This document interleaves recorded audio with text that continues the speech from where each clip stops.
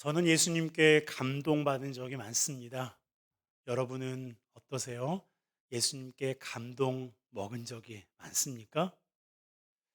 그러면 고개라도 끄덕끄덕 한번 해주시겠어요? 네, 그래요. 그렇게 해야 좀 할 맛이 더 납니다. 그래요. 저는 예수님께 감동을 참 많이 받았습니다.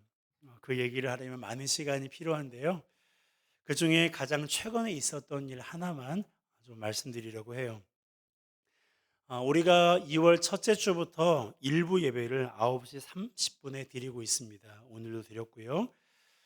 그런데 어떤 분들은 11시 예배에도 사람이 많지 않은데 무슨 9시 30분 예배를 드리냐고 생각하기도 합니다.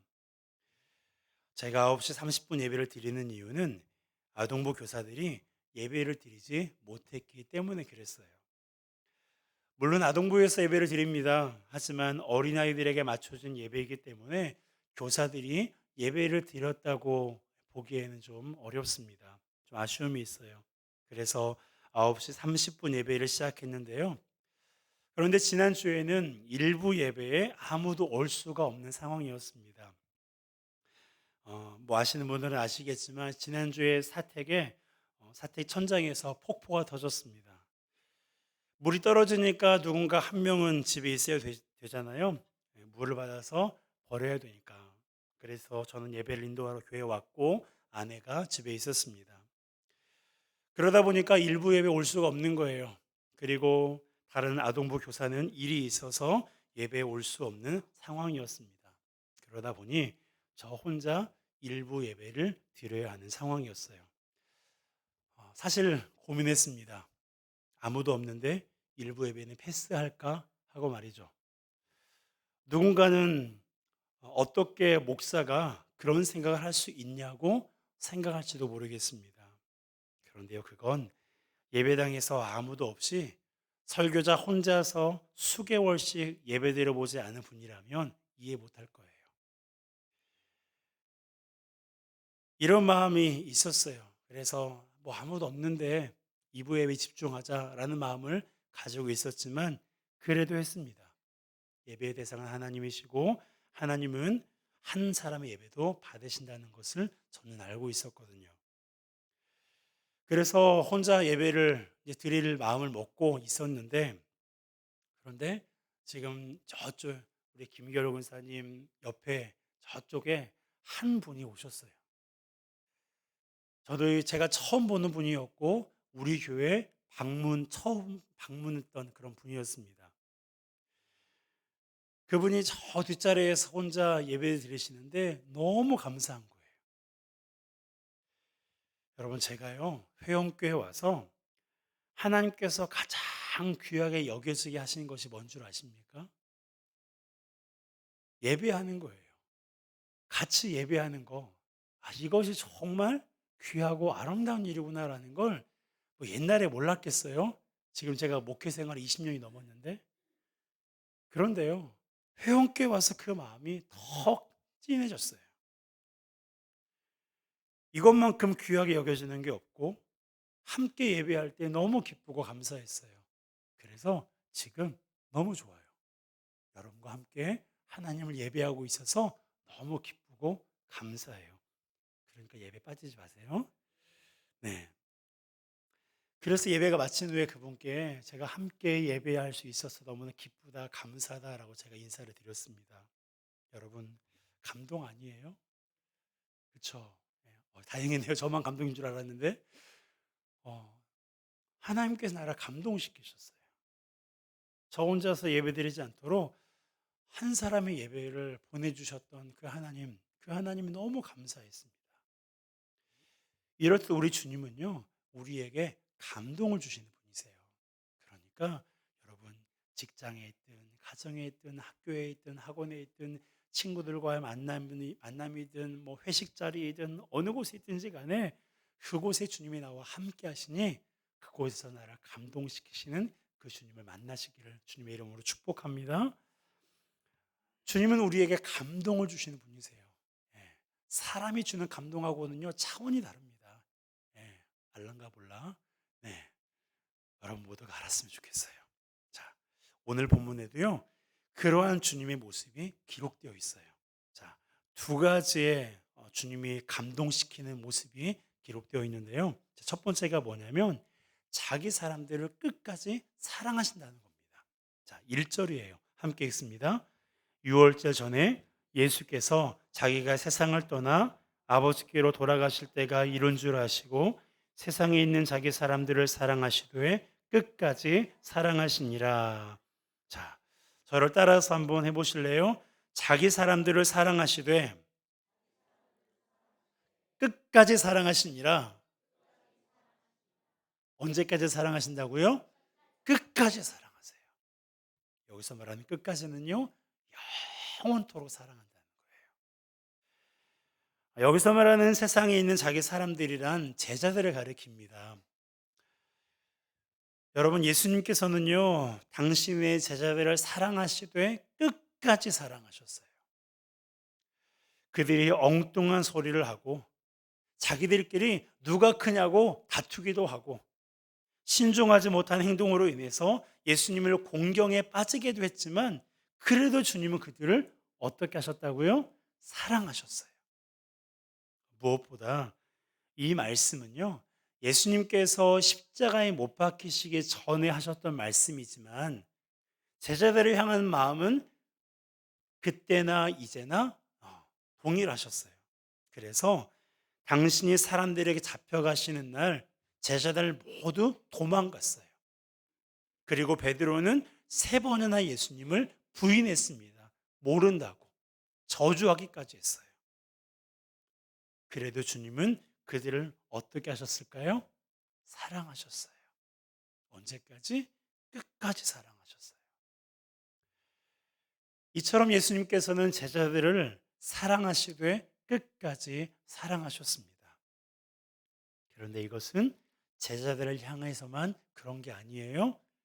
주님은 바로 여러분 한 분 한 분을 사랑하시되 끝까지 사랑하십니다. 아멘이십니까?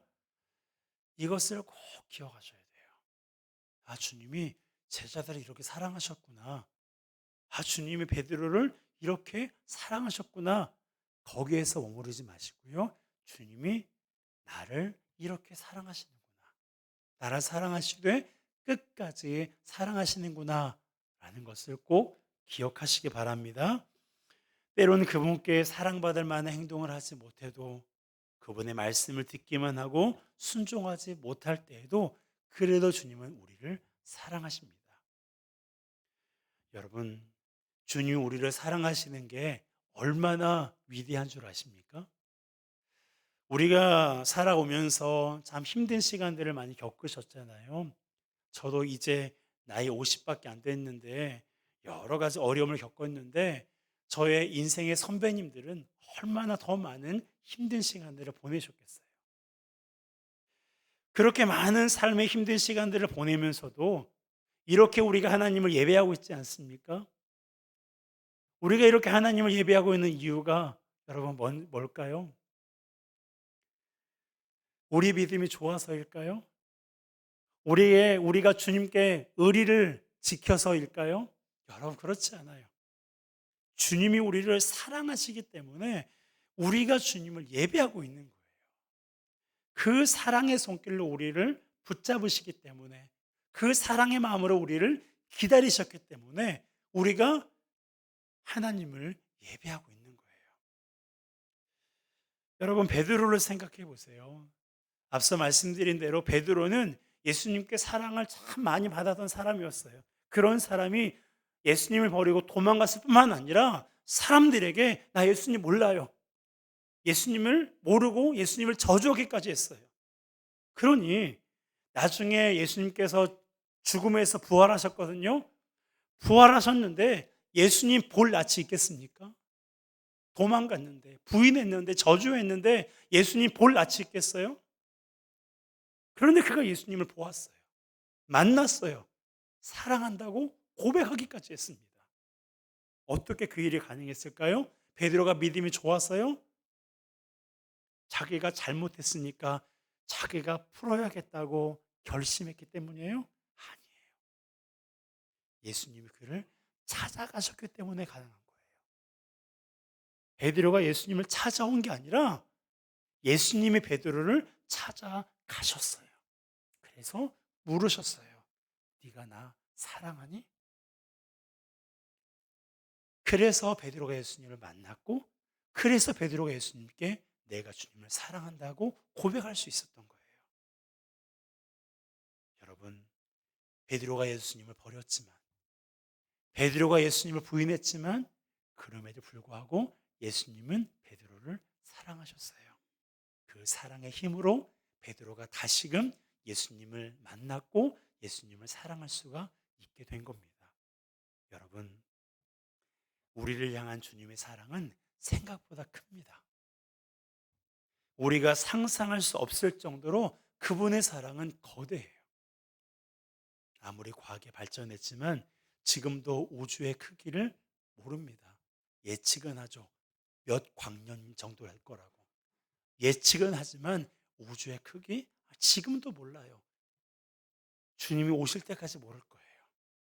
여러분, 그 크기가 우리를 향하신 하나님의 사랑의 크기라는 거 여러분 기억했으면 좋겠어요. 우리가 측량할 수 없는 것, 도무지 상상조차 할 수 없는 것이 바로 우리를 향하신 하나님의 사랑입니다.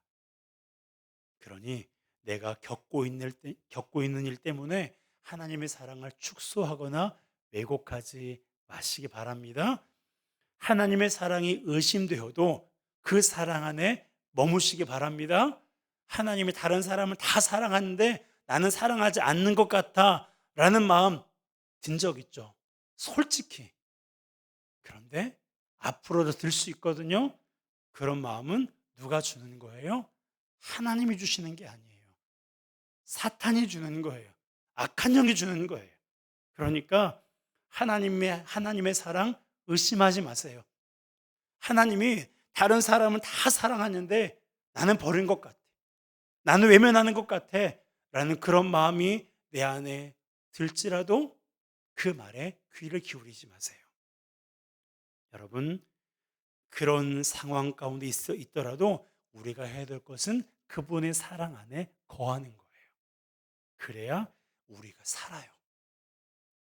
그분이 나를 사랑하지 않는다는 그 말에 우리가 현혹이 돼서 그분을 떠나고 그분을 멀리하고 그분을 외면하면 진짜 죽어요. 진짜 소망이 없어요. 생명이 없어요. 견딜 수 없습니다. 그러니까 무슨 일이 있어도 하나님이 나를 사랑하신다. 하나님이 나를 사랑하시되 끝까지 사랑하신다. 라는 이 믿음의 고백이 우리 모두의 고백이 되시기를 주님의 이름으로 축복합니다.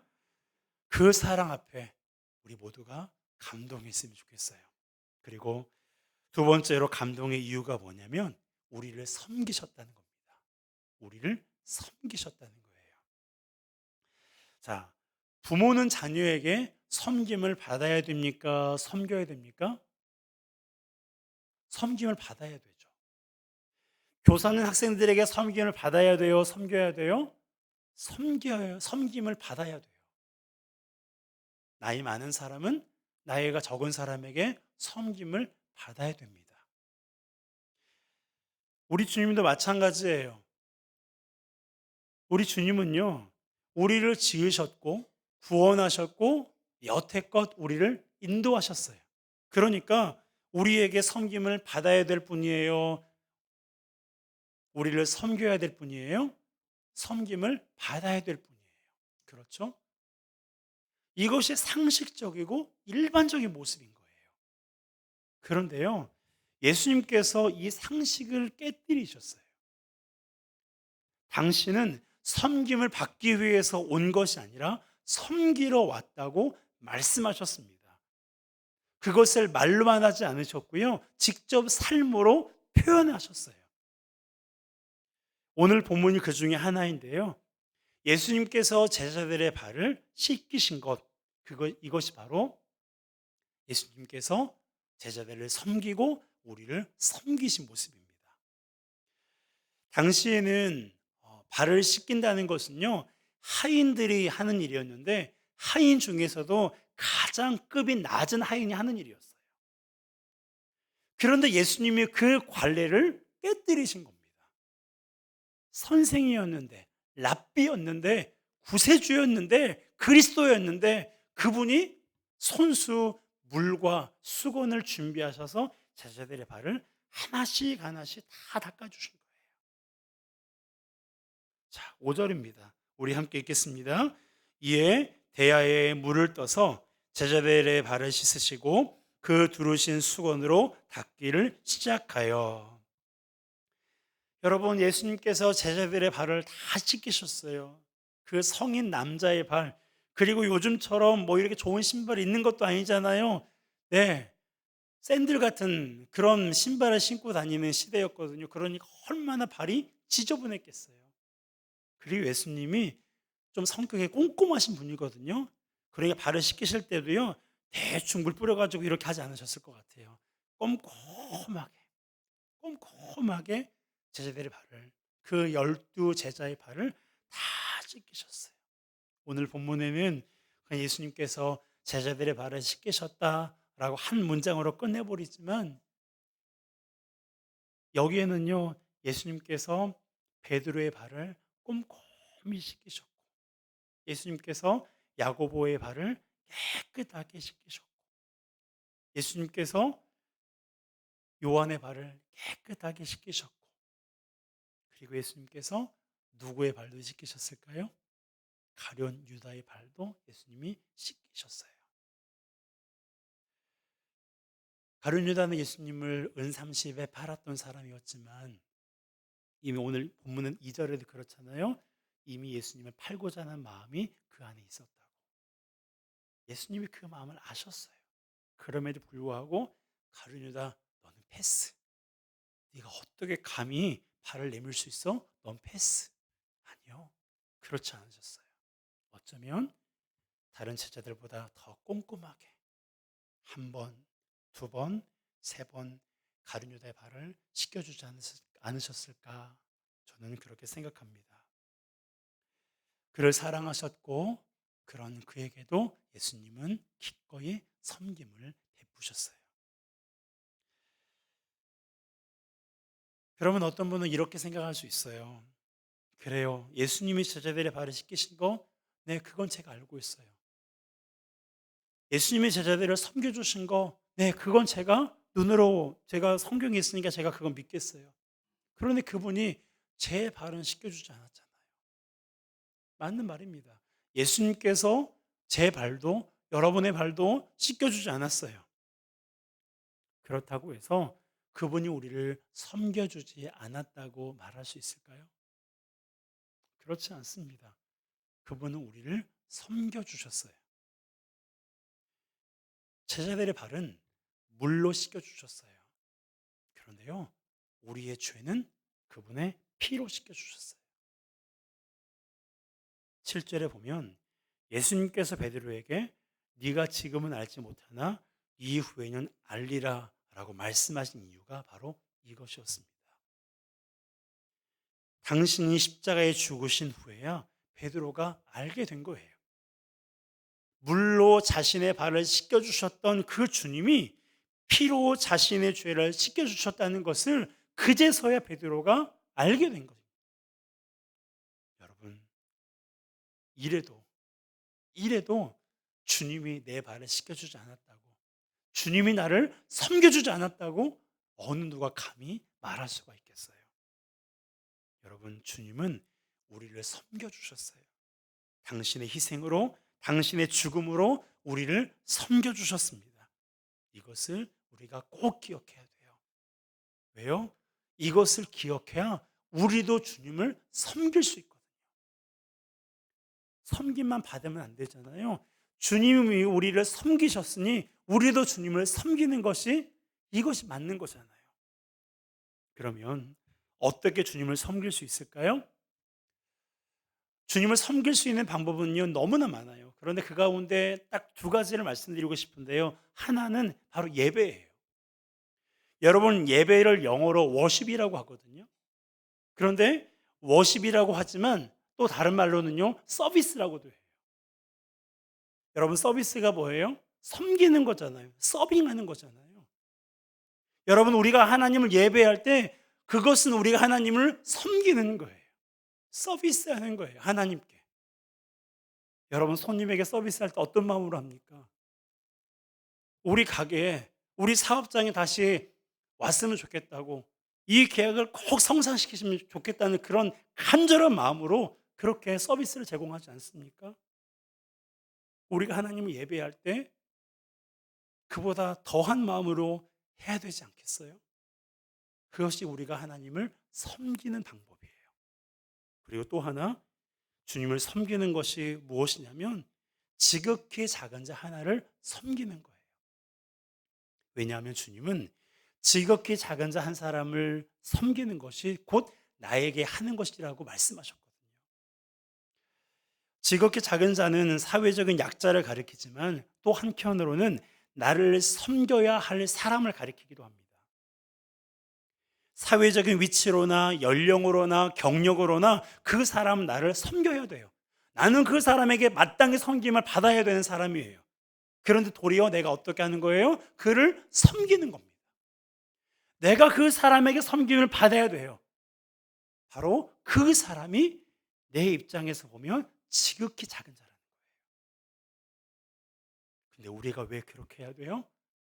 내가 섬김을 받아야 되는데 왜 내가 그를 섬겨야 됩니까? 주님이 지극히 작은 자인 나를 섬겨주셨거든요. 주님이 벌레보다 못한 나를 섬겨주셨거든요.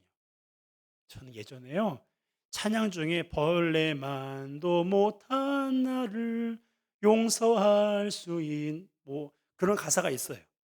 저는 그 가사를 어릴 적에 부를 때요, 되게 싫었어요. 뭐야 이거, 내가 왜 벌레만도 못한 인간이야, 뭐 이런 노래가 있어. 그렇게 그 가사를 싫어했어요. 그런데요, 제가 하나님 앞에서 살아가 보니까요, 요즘에는 이 가사를 부르면 눈물이 나요. 그래, 내가 벌레만도 못한 죄인이지. 벌레보다 못한 나를 섬겨주셨는데, 우리가 그렇게 섬김을 내가 받았는데 우리가 누구를 섬기지 못하겠습니까? 여러분, 주님이 우리를 끝까지 사랑하시고요, 주님이 우리를 섬겨주셨어요. 그리고 지금도 주님은 우리를 섬겨주고 계세요. 이것에 우리가 마음이 감동이 된다면 우리가 주님을 감동시켜 드려야 되지 않겠습니까? 서로 사랑할 때, 우리 이웃을 내 몸처럼 사랑할 때 주님이 감동하세요. 내가 지극히 작은 자라고 생각하는 그 사람을 섬길 때 주님이 감동하세요. 여러분, 주님께 감동을 받았다면 그분께 앞으로도 감동받을 일이 많거든요. 그러니까 감동받을 일이 많은 만큼 우리도 그분을 감동시켰으면 좋겠어요. 어떻게 해요? 이웃을 사랑함으로, 그리고 지극히 작은 자를 섬김으로 하나님을 감동시키며 더욱더 하나님의 사랑 안에 거하는 우리 모두가 되었으면 좋겠습니다. 그러한 모습이 주님을 감동시켜 드린다는 거 꼭 기억하며 이 고난주간 동안 우리가 이 고난주간뿐만 아니라 다른 날도 마찬가지겠지만 특별히 이 고난주간 동안 이 사랑과 섬김의 말씀을 기억하면서 주님을 감동시켜 드리는 저와 여러분 되시기를 주님의 이름으로 축복합니다. 함께 우리가 찬양하겠습니다.